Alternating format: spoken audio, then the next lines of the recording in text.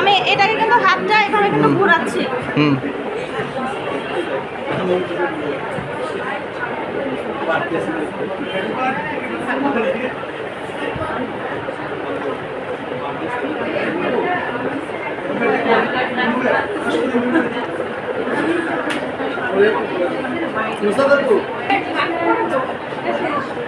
এটা ভিডিও নিয়ে না, কারণ এটা তো সুন্দর হবে না। তাও খারাপ হয় না, আপনি তো অসুন্দর গেলেন, এখন তো আবার গাই আসছে, এখন তো ওই সব হ্যাঁ শেপ সুন্দর আছে। এই যে দেখেন, আমি একটা বানাবো, ভালো অবস্থা না, এত সুন্দর হয়েছে।